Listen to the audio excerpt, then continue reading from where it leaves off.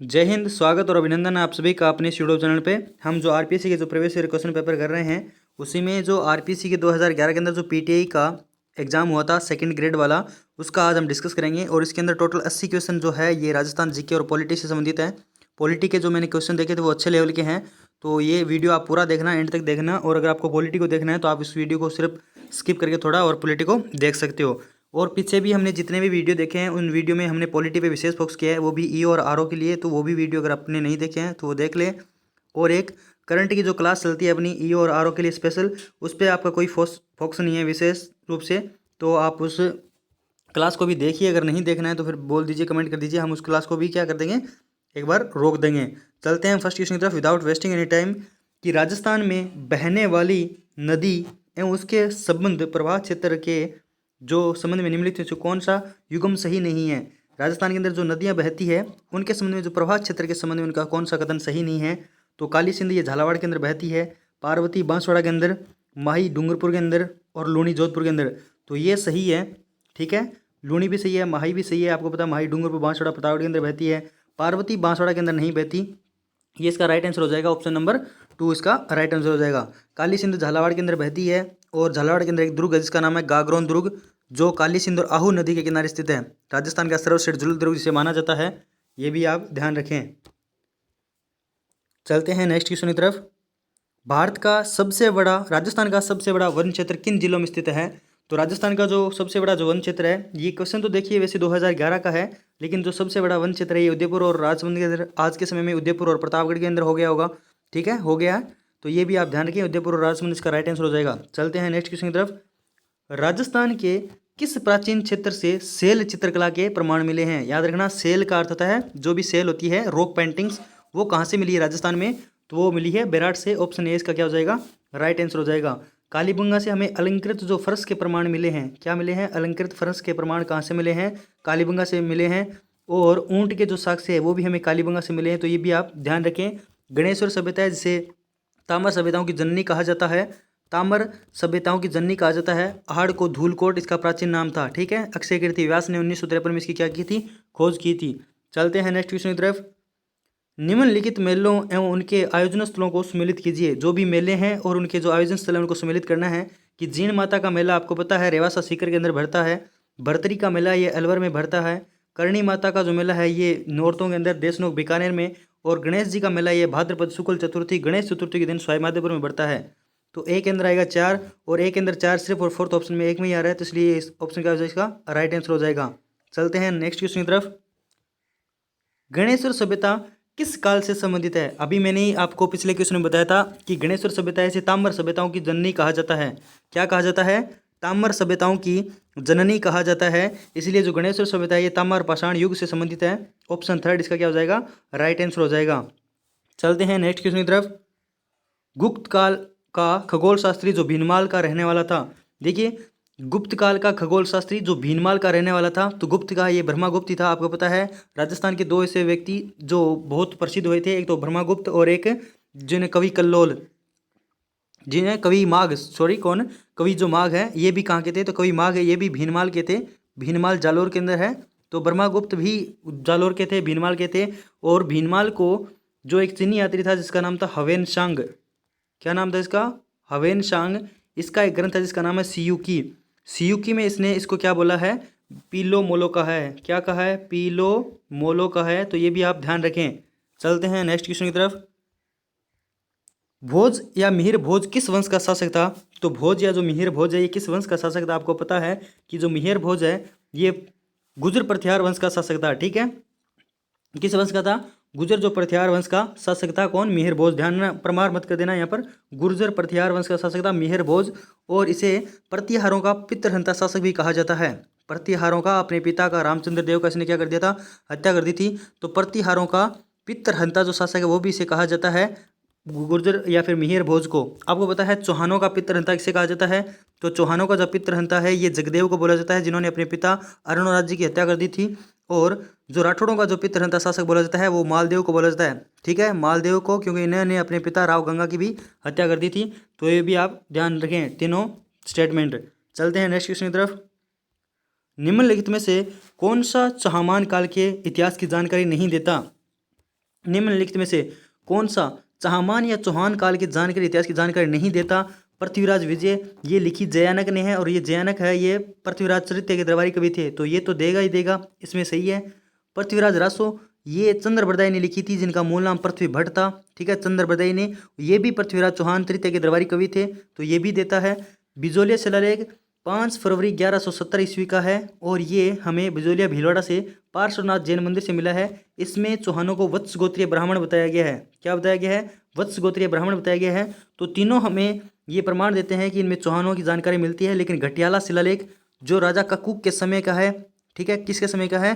राजा ककूक के समय। और ककूक किसका शासक था? प्रतिहारों का शासक था, ठीक है, प्रतिहारों का शासक था। तो ये हमें प्रतिहारों के बारे में जानकारी देता है, चौहानों के बारे में नहीं देता, इसलिए फोर्थ आंसर हमारा क्या आ जाएगा? राइट आंसर हो जाएगा। चलते हैं नेक्स्ट क्वेश्चन की तरफ। आई होप ये वीडियो आपको अच्छा लग रहा होगा। अगर वीडियो अच्छा लग रहा है तो वीडियो को लाइक कर दीजिए और पॉलिटी वाले क्वेश्चन जरूर देखना, बहुत बहुत इंपॉर्टेंट है। अलाउद्दीन खिलजी के रणथंबोर पर आक्रमण के समय वहाँ का शासक कौन था? तो अलाउद्दीन जी खिलजी ने जब आक्रमण किया था 1301 के अंदर, आप एग्जैक्ट डेट याद रखें अभी, 11 जुलाई 1301 के अंदर अलाउद्दीन खिलजी ने जब आक्रमण किया था तो यहाँ का शासक राणा ये हमीर था, ठीक है, हमीर देव चौहान था। हमीर हट तिरिया तेल चढ़े ना दूजी बार, ये वही हमीर है। और आपको पता होगा हमीर रासो, कौन सा? हमीर रासो लिखा हुआ है कवि जोधराज द्वारा, कवि जोधराज द्वारा। तो इसकी कई बार भाषा पूछी जाती है कि इसकी भाषा कौन सी है, तो इसकी भाषा है अहिरवाटी। कौन सी भाषा है? अहिरवाटी। ये भी आप ध्यान रखें, वेरी वेरी इंपॉर्टेंट है अहिरवाटी। तो ये हमीर थे उस समय शासक। इनकी जो पत्नी थी रानी रंगी देवी, इन्होंने जौहर किया था। इनकी पुत्री थी जिन्होंने पद्मा तालाब में क्या किया था? जल जौहर भी किया था। तो ये भी माना जाता है, ये भी आप ध्यान रखें। और इनके सेनापति थे जिनका नाम था रणमल और रत्तीपाल, और जो अलाउद्दीन खिलजी के सेनापति का नाम उल्गू खां था। मारवाड़ हितकार्णी सभा का गठन किसने किया था? मारवाड़ जो हितकार्णी सभा का गठन है ये किसने किया था? माणिक्यलाल वर्मा ने, विजय सिंह पथिक ने, अभयमल जैन ने, या फिर चांदमल सुराणा ने। तो ये जो है मारवाड़ी हितकार्णी सभा का जो गठन है ये चांदमल सुराणा जी ने कहा था। ऑप्शन इसका क्या हो जाएगा? राइट आंसर हो जाएगा। 1923 के अंदर मारवाड़ हितकार्णी सभा का गठन किया गया था। विजय सिंह पथिक ने 1919 में राजस्थान सेवा संघ की स्थापना की थी वर्धा महाराष्ट्र से, जिसका अक्टूबर 1920 में अजमेर में स्थानांतरण हो गया था। इन्होंने 1920 में ही वर्धा से एक समाचार पत्र निकाला था जिसका नाम था राजस्थान केसरी। कौन सा केसरी? राजस्थान केसरी। ये वह ध्यान रखें। माणिक्यलाल वर्मा ये मेवाड़ प्रजामंडल के प्रथम अध्यक्ष थे, मेवाड़ प्रजामंडल के अध्यक्ष थे। और इसका जो प्रथम अधिवेशन हुआ था मेवाड़ प्रजामंडल का नवंबर 1941 में, जिसका उद्घाटन आचार्य JB कृपला ने और विजय लक्ष्मी पंडित ने किया था। उसमें ये क्या थे? अध्यक्ष थे माणिक्यलाल वर्मा मेवाड़ प्रजामंडल के प्रथम अधिवेशन में। चलते हैं नेक्स्ट क्वेश्चन की तरफ। निम्नलिखित में से राजस्थान का खजुराहो कहा जाता है? तो राजस्थान का खजुराहो किसे कहा जाता है? दिलवाड़ा को, ओशिया को, मैनाल को, या फिर किराड़ू को। देखिए ये चारों स्थान है अपने आप में बहुत प्रसिद्ध हैं। जैसे आपको पता है दिलवाड़ा के अंदर जैन मंदिर बने हुए हैं, ठीक है, दिलवाड़ा के अंदर क्या बने हैं? जैन मंदिर बने हुए हैं, ये ध्यान रखें। मैनाल यहाँ पर एक जो 3 नदियों का संगम है। ओसिया के अंदर हरिहर मंदिर है, विष्णु मंदिर है, शिव मंदिर है, या सूर्य मंदिर है, ये ओसिया प्रसिद्ध है। तो राजस्थान का जो खजुराहो है ये किराड़ू को कहा जाता है। किराड़ू कहाँ पर है? तो किराड़ू बाड़मेर के अंदर है, ठीक है। कहाँ पर पड़ता है किराड़ू? बाड़मेर के अंदर पड़ता है, इसलिए ऑप्शन 4 इसका क्या हो जाएगा? राइट आंसर हो जाएगा। चलते हैं नेक्स्ट क्वेश्चन की तरफ। निम्नलिखित में से कौन सा कथन असत्य है? निम्नलिखित में से कौन सा कथन असत्य बताना है आपको, इनकरेक्ट बताना है। ध्यान से पढ़ना, कथन को इनकरेक्ट बताना है। स्पादलक्ष चौहानों का मूल स्थान माना जाता है, ये बिल्कुल सही है। विग्रहराज चतुर्थ ने तारागढ़ का निर्माण करवाया था, ये बिल्कुल गलत है। अगले क्वेश्चन और देख लेते हैं हम, क्या पता अहिचित्रपुर नागौर चौहानों की प्राचीन राजधानी थी, ये बिल्कुल सही कथन है। पृथ्वीराज चौहान तृतीय ये चौहान वंश का अंतिम शासक था, चौहान वंश का अंतिम शासक पृथ्वीराज चौहान तृतीय, ये भी स्टेटमेंट है वो सही है, ठीक है। तो इसका राइट आंसर कौन सा हो जाएगा कि असत्य कथन कौन सा है? तो विग्रहराज चतुर्थ ने तारागढ़ दुर्ग का निर्माण नहीं करवाया था, ये आप ध्यान रखें। तारागढ़ दुर्ग का निर्माण है ये बहुत पहले हो चुका था, अजय राज के समय में 1113 ईस्वी में। किसने करवाया था? अजय राज ने। अब कहीं कहीं पर अजयपाल भी मिलता है और बोर्ड भी कई बार उत्तर कभी कुछ मानता है कभी कुछ मानता है, तो ये देख लीजिएगा आप अपने हिसाब से। निम्नलिखित में से कौन सी बोली राजस्थानी बोलियों के अंतर्गत नहीं गिनी जाती? कौन सी बोली राजस्थानी बोलियों के अंदर? तो मेवाती बिल्कुल गिनी जाती है। आपको पता होगा एक तो मेवाती का प्रकार है कठेर, एक है राठी और एक है महेठा। ये महेठा ये 3 बोलियां हैं, ये मेवाती की उपबोली है, ठीक है, ध्यान रखना। कठेर मेवाती है, ये प्रतापगढ़ अजबगढ़ और भानगढ़, और ये कई जगह अंदर बोली जाती है, ठीक है। अजबगढ़, भानगढ़, प्रतापगढ़ के अंदर, बलदेवगढ़ के अंदर भी ये बोली जाती है, कठेर मेवाती, ठीक है, ध्यान रखें। अहिरवाटी हमने अभी भी बात की थी, तो अहिरवाटी भी राजस्थान की बोली है। बागड़ी जो हनुमानगढ़ और गंगानगर वाले क्षेत्र के अंदर या शेखावाड़ी क्षेत्र के अंदर बोली जाती है, ध्यान रखना, यहाँ पर है बागड़ी, लेकिन वागड़ी बोली जाती है दक्षिणी राजस्थान के अंदर, ठीक है। तो ये ध्यान रखें। ब्रज बोली है, ये राजस्थान के अंदर नहीं गिनी जाती है, तो ऑप्शन थर्ड इसका क्या हो जाएगा, राइट आंसर हो जाएगा। चलते हैं नेक्स्ट क्वेश्चन की तरफ। निम्नलिखित में से कौन सा संप्रदाय निर्गुण भक्ति संप्रदाय नहीं है। निर्गुण का मतलब है जो भगवान की भक्ति करते हैं लेकिन वो मानते हैं कि ईश्वर निर्गुण है, निराकार है। कौन सा संप्रदाय नहीं है। दादूपंथी निर्गुण भक्ति परंपरा है, निरंजनी, जसनाथी या फिर रामदासी। तो निर्गुण का कौन सा नहीं है ये आपको बताना है। इसमें राइट आंसर कौन सा हो जाएगा, रामदासी जो संप्रदाय है, रामदासी संप्रदाय, ये निर्गुण भक्ति परंपरा का संप्रदाय नहीं है, ये आप ध्यान रखें। ऑप्शन सेकंड इसका क्या हो जाएगा, राइट आंसर हो जाएगा। अब इसका मतलब यहाँ से एक चीज़ हमें पता चल गई कि तीन तो ये निर्गुण भक्ति के है ही, दादूपंथी भी है, निरंजनी भी है और जसनाथी भी है, लेकिन रामदासी जो संप्रदाय है ये निर्गुण भक्ति परंपरा का संप्रदाय नहीं है, ठीक है। चलते हैं नेक्स्ट क्वेश्चन की तरफ। निम्न में से कौन सा वाद्य यंत्र तत्वाद्य यंत्र नहीं है। तत्वाद्य यंत्र बताना है आपको, तत्वाद्य यंत्र नहीं है मतलब जो तारों से बजाया जाता है, तारों से जिनसे स्वर की उत्पत्ति होती है। तो इसकी एक ट्रिक भी है, कई जगह मिलती है कि तू आज भूल ना कर मौसम में सीन देखने की। तत्वाद्य यंत्र में कौन सा ये नहीं है, तू आज भूल ना कर मौसम में सीन देखने की, ये अलगोजा है, ये तत्वाद्य यंत्र नहीं है। ऑप्शन सेकंड इसका क्या होगा, राइट आंसर हो जाएगा। रावण होता बाबू जी और रामदेव जी की फड़ में प्रयुक्त किया जाता है। जंत्र वाद्य यंत्र देवनारायण जी की फड़ में प्रयुक्त किया जाता है, ठीक है। और ये रुमायचा है, ये कमायचा है, ये कमायचा होगा यहाँ पर, ठीक है। चलते हैं नेक्स्ट क्वेश्चन की तरफ। निम्नलिखित में से किस मेले का आयोजन कोलायत बीकानेर में होता है।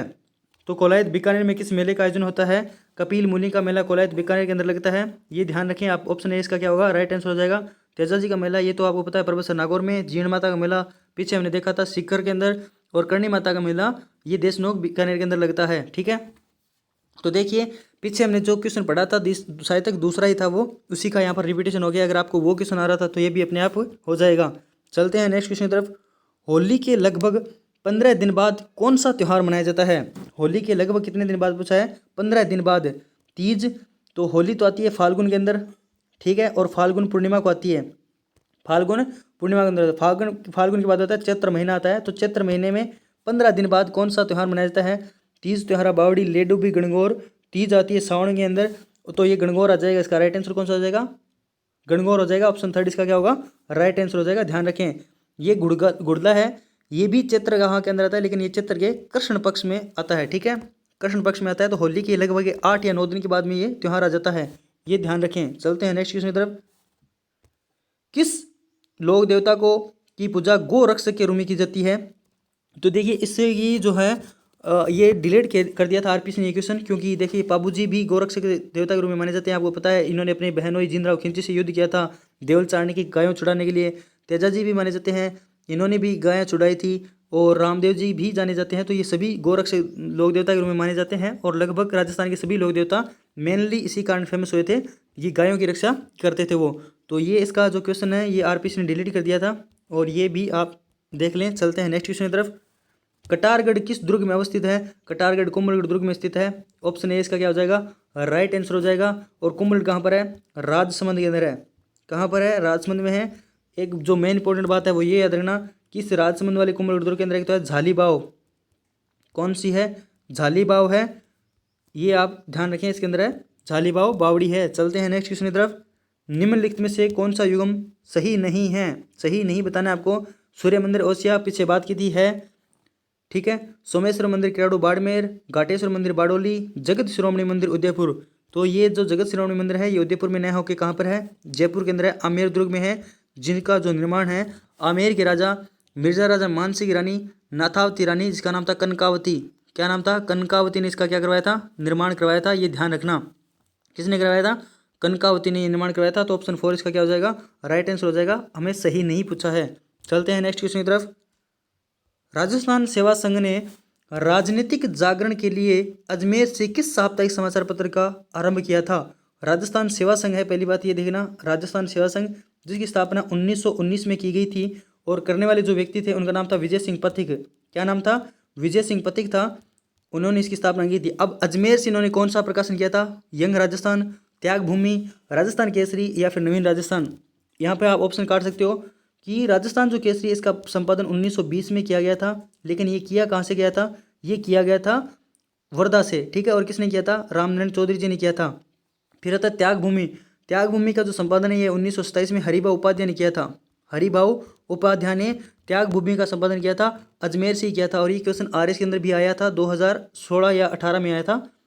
नवीन राजस्थान जो है इसका प्रकाशन किया था, तो इसका जो 21 का जो राइट आंसर कौन सा हो जाएगा? 1 नंबर हो जाएगा। नवीन राजस्थान को जो समाचार पत्र है इसका इसने क्या किया था? संपादन प्रारंभ किया था राजस्थान सेवा संघ ने अजमेर से।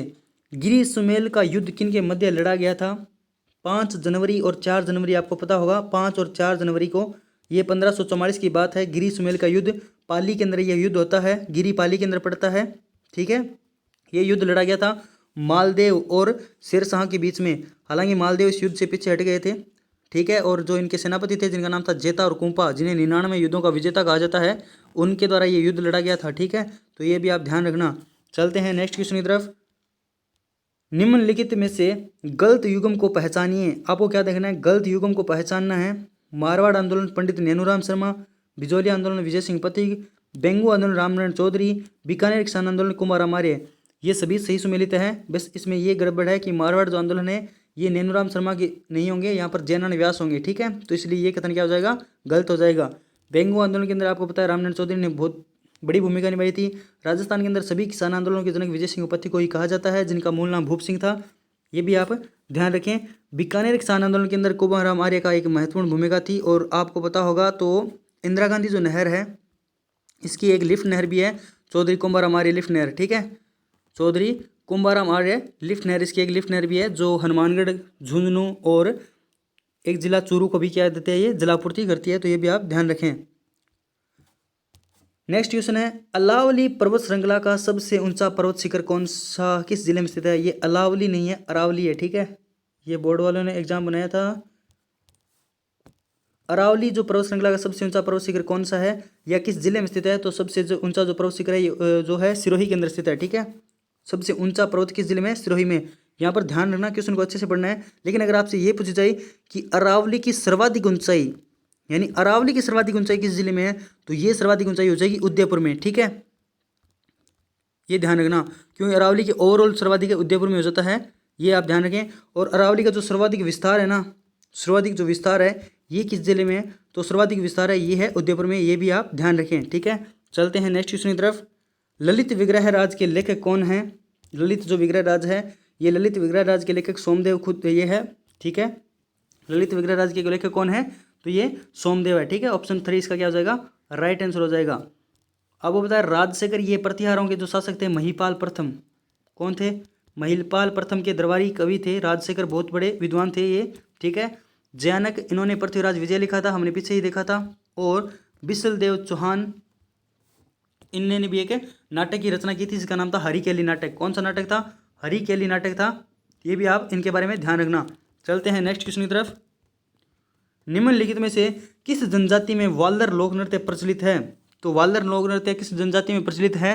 ग्रासिया, भील, सहरिया या फिर जो मीणा है। तो जो ये वाल्लर नृत्य है ये ग्रासिया जनजाति में प्रचलित है, ठीक है। कौन सी जनजाति में? ग्रासिया जनजाति में प्रचलित है। भीलों के जो नृत्य है उनकी मैं आपको ट्रिक बता देता हूँ कि भीलों की गौरी, किसकी गौरी? भीलों की गौरी गैर ने दियोहार, गैर ने दियोहार, ये ट्रिक याद रखना, भीलों के सभी नृत्य इसमें आ जाते हैं, ठीक है। ये ध्यान रखें। चलते हैं नेक्स्ट क्वेश्चन की तरफ। निम्नलिखित में से किस जिले में गोडवाड़ी बोली बोली जाती है? गोडवाड़ी बोली किस जिले में बोली जाती है? जैसलमेर, डूंगरपुर, जालोर या फिर अजमेर। तो आपने पढ़ा होगा लूणी नदी का जो प्रवाह क्षेत्र है ये बोला जाता है गोडवाड़ प्रदेश, इसे बोला जाता है। और जो गोडवाड़ी बोली है ये जालोर के अंदर बोली जाती है। ऑप्शन सेकंड इसका क्या हो जाएगा? राइट आंसर हो जाएगा। राजस्थान की जो भाषा और जो है इसको, राजस्थान की जो भाषा को सर्वप्रथम वैज्ञानिक अध्ययन किया था वो जॉर्ज अब्राहम ग्रियर्सन ने किया था। और इन्होंने ही अपनी पुस्तक जिसका नाम था the linguistic survey of India, क्या नाम था? The linguistic survey of India, जिसका प्रकाशन इन्होंने 1912 के अंदर किया था, 1912 के अंदर किया था। उसमें इन्होंने राजस्थानी भाषा को एक स्वतंत्र भाषा के रूप में मान्यता दी है। जॉर्ज अब्राहम ग्रियर्सन बोलते हैं कि राजस्थानी भाषा की जो उत्पत्ति है ये नागर अपभ्रंश से हुई है। ठीक है, अब्राहम ग्रियर्सन बोलते हैं नागर अपभ्रंश से। वास्तव में जो राजस्थानी भाषा की उत्पत्ति है ये गुजरी अपभ्रंश से हुई है, सोर से नहीं, प्राकृत है, गुजरी अपभ्रंश से। तो ये भी आप ध्यान रखें। चलते हैं नेक्स्ट क्वेश्चन की तरफ। निम्नलिखित में से किस नदी पर मेजा बांध का निर्माण किया गया है? तो मेजा बांध का जो निर्माण है आप सभी को पता है कोठारी नदी के ऊपर किया गया है। ओछेना एक सभ्यता स्थल है जो भीलवाड़ा के अंदर है, वो भी कोठारी नदी के अंदर ऊपर स्थित है। ठीक है, ये भी आप ध्यान रखें। चलते हैं नेक्स्ट क्वेश्चन की तरफ। राजस्थान के किस नगर में प्रसिद्ध मीनाकारी के गहने बनाए जाते हैं? मीनाकारी के जो गहने हैं, मीना कहाँ से लाहौर से ये लाहौर से लेके आए थे, जिनका नाम था मिर्जा राजा मानसिंह। मिर्जा राजा मानसिंह ने मीना को लाहौर से लेके आए थे। तो याद रख लेना, लाहौर से ये मीनाकारी राजस्थान के अंदर आई थी, मिर्जा राजा मानसिंह लेके आए थे। और मिर्जा राजा मानसिंह कहाँ के शासक थे?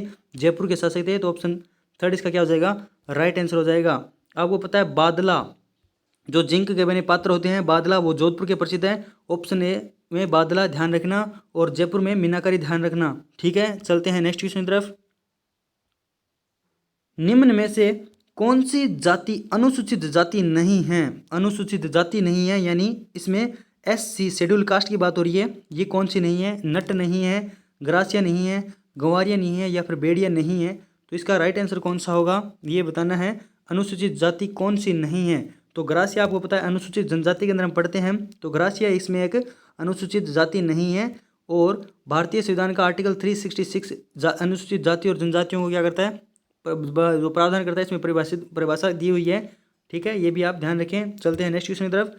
किशनगढ़ चित्रशैली के विषय में कौन सा कथन असत्य बताना है आपको, इनकरेक्ट बताना है? जो किशनगढ़ चित्रशैली है, मानव आकृतियां अपेक्षाकृत लंबी व पतली होती है, विषय वस्तु मुख्यतः कृष्ण लीला है, चित्रों की पृष्ठभूमि हरे रंग का अधिक्य है, रुकनुद्दीन इस चित्रशैली का प्रमुख चित्रकार था। अगर आपको थोड़ा बहुत भी नॉलेज है ना चित्रशैली का, तो भी ये प्रश्न हो जाएगा। ठीक है, इसमें रुकनुद्दीन इस चित्रशैली का प्रमुख चित्रकार नहीं था, यही होगा। ठीक है, ध्यान रखना, रुकनुद्दीन है वो इस चित्रशैली का प्रमुख चित्रकार नहीं था। चलते हैं नेक्स्ट क्वेश्चन की तरफ। और सभी अब तीनों ऑप्शन ये आप ध्यान रखें, अपनी नोटबुक में नोट कर लें। मानव आकृतियां अपेक्षाकृत लंबी व पतली, अगर एक सा आ जाए कि किस चित्रशैली की विशेषता थी, तो किशनगढ़ चित्रशैली की विशेषता थी लंबी व पतली। कृष्णलीला का भी यहाँ पर प्रयोग हुआ था। चित्रों की पृष्ठभूमि यानी पीछे की तरफ हरे रंग का अधिक्य किस चित्रशैली में देखने को मिलता है? तो हमें किशनगढ़ चित्रशैली में देखने को मिलता है पृष्ठभूमि में, ये भी आप ध्यान रखें। चलते हैं नेक्स्ट क्वेश्चन की तरफ। निम्नलिखित में से गलत युग्म जो है उसकी पहचान करनी है आपको। वंश भास्कर, हेमरतन, कानड़देव प्रबंध, पद्मनाभ, वीर विनोद, श्यामलदास और हमीर माखावे, नैनचंद्र सूरी। तो इसमें गलत युग्म यही है वंश भास्कर। इसमें बूंदी राज्य का इतिहास लिखा गया है और इसकी रचना सूर्यमल मिश्र ने की थी। किसने की थी?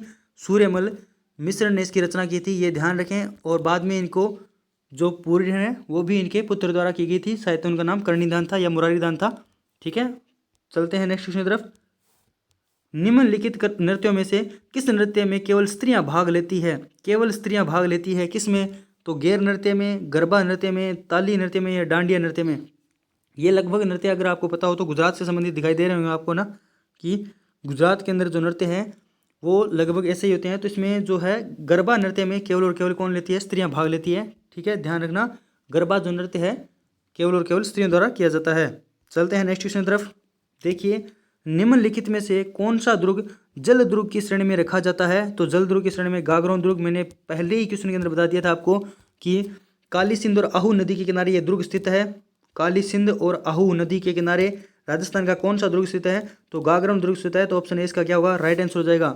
गंभीरी और बेड़च नदी के किनारे, गंभीरी और बेड़च नदी के जो किनारे हैं ये चित्तौड़गढ़ दुर्ग स्थित है। अचलगढ़ दुर्ग सिरोही के अंदर है, जिसका निर्माण राणा कुंभा द्वारा कराया गया था। जैसलमेर दुर्ग, ये जैसलमेर के भाटी शासकों द्वारा निर्मित किया गया था और इसे सुवर्णगिरी दुर्ग भी बोला जाता है। ठीक है, ध्यान रखना, सवर्णगिरी दुर्ग भी बोला जाता है इसे। चलते हैं नेक्स्ट क्वेश्चन की तरफ।